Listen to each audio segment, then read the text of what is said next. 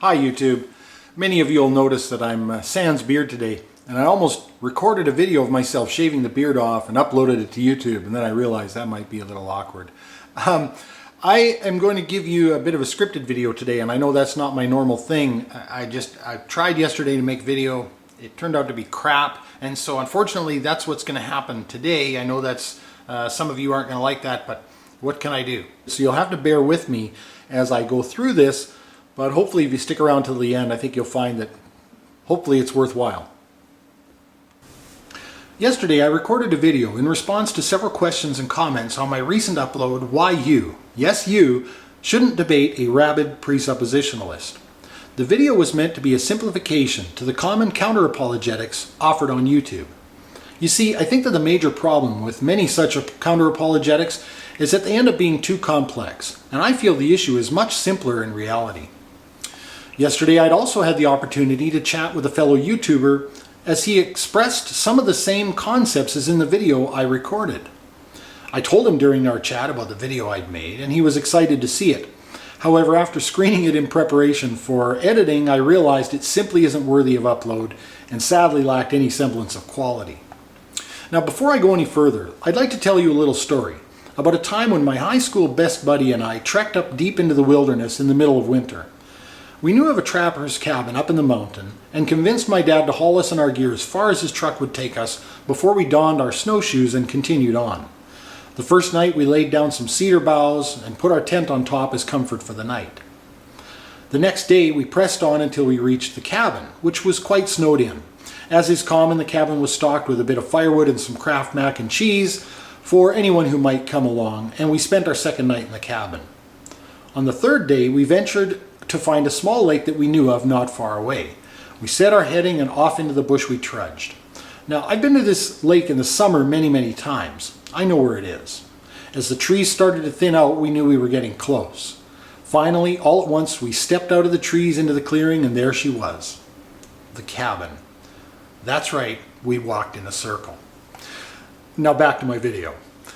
During hot tub deliberations last night, I decided to change my approach and re-record it, mainly due to some other videos that I had watched.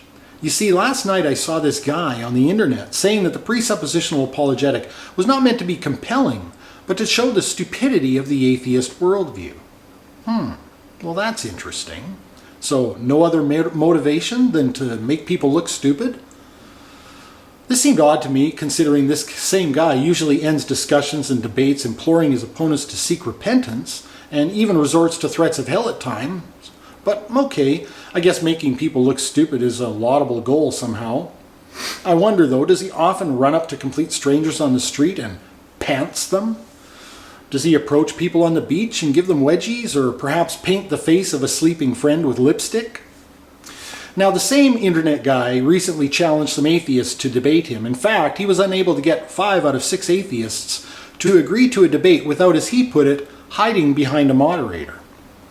Now, I was going to put together a video of clips of this same guy cutting people off and telling them they can't use the argument that they came to make even after having agreed to hear them out in principle, or using sound bites of his opponents out of context interspersed with clips of him saying, hiding behind a moderator, to illustrate the problem, but I've got a lot to do today, and frankly, I'm too lazy to do all that at cut and paste. I think if anyone watches some of those exchanges, they will see for themselves why 5 out of 6 atheists agree that this guy shouldn't be debated without a moderator present. After all, who wants to sit down in an attempt to have a meaningful discussion with a guy who admits that his goal is none other than to intellectually pants them? Now, since there have been terms like cowardice and idiot thrown around, and this fellow likes to use language to try to bully 5 out of 6 atheists into debate, such as saying things like put up or shut up, I'd like to issue a challenge of my own.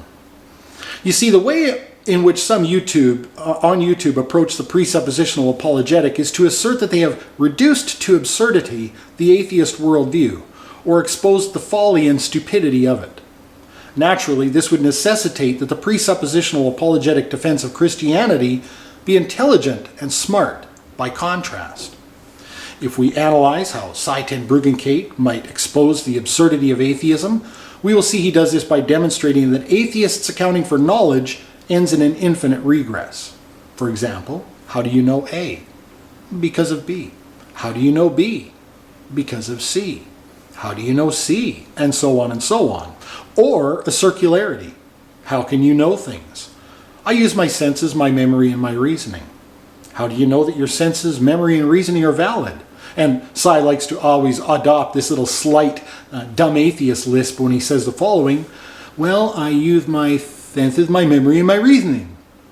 So from this we could conclude that the presuppositional apologetic defense of the Christian worldview would not contain an infinite regress or a circular argument. After all, that would be stupid and absurd, right? So that's my challenge. Put up or shut up. Show me how your argument doesn't end up looking like this, this, this, this, or this, or the hell how'd that get in there? This, this, how about this? Or who's been in my pile? Damn it. This, this, or this. Now, I'm not actually here to debunk or take away your apologetic. In fact, while I haven't done a lot of deep research on Greg Bonson's work, I understand that he had some good philosophical arguments and made some valid points. As an argument, I think it has its place. What I object to is all this language and bravado that may be misleading to the uninitiated and ends up stifling the discussion. The depiction of the presuppositional apologetic by some as a silver bullet is misguided and misleading, and it would be nice if some of these individuals would admit, and maybe even admit to themselves, the shortcomings of their apologetic. In that case, I'd be happy to engage and even discuss the shortcomings of my worldview as well. For now, however, this remains the challenge. Either show how your apologetic defense of the Christian worldview doesn't end up looking like this, or have some integrity and admit that it does. Cowardice indeed. Thanks for watching.